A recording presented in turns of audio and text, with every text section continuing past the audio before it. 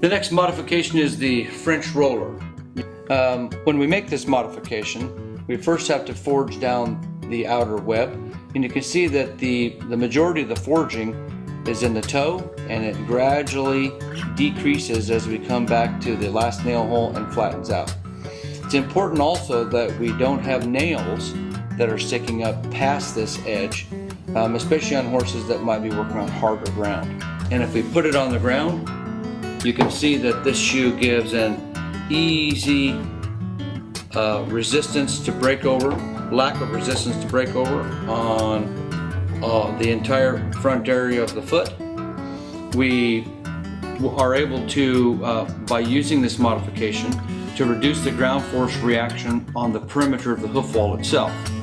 We look at the bottom of the foot, we can see that we still have correct heel coverage, and the foot is flat from here back, or the shoe is flat from here back.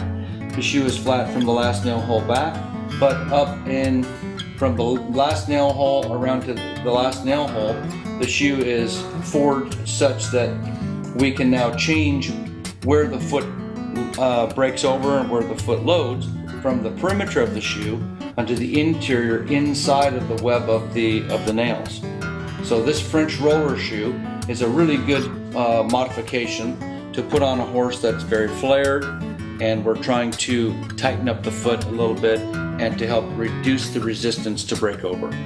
Okay, now we're going to do the French roller shoe with using a shoe with a toe clip.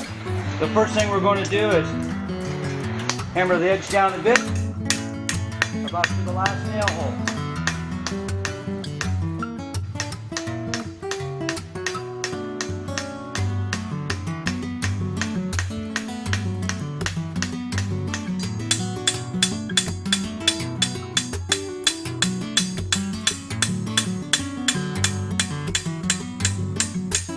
Gradually feather out until we get to the last nail hole.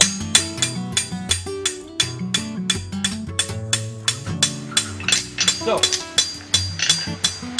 what we've done is we've eased the edge from the last nail hole around the toe to the other last nail hole.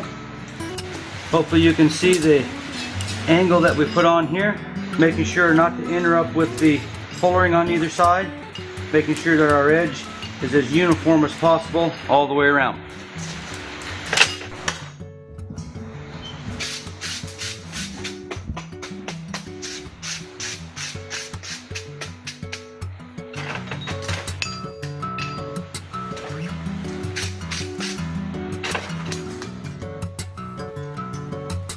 So I'll cross hong it so I can hold on to it better.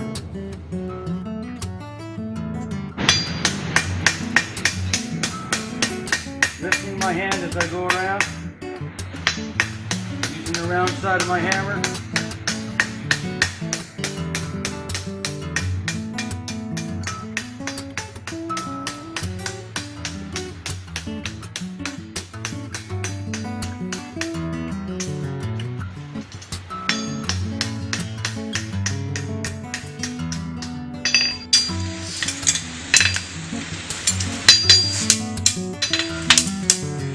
Leveling the shoe.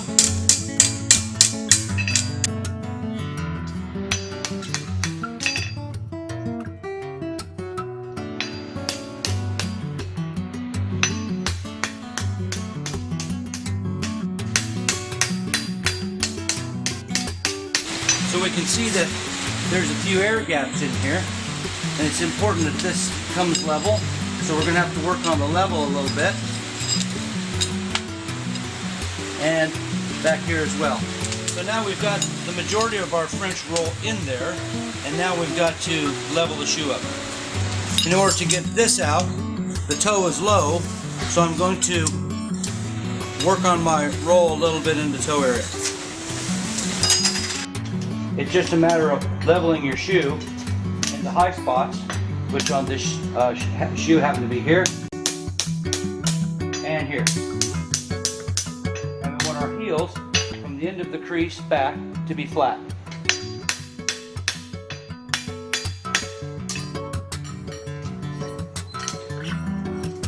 Then we'll pitch the clip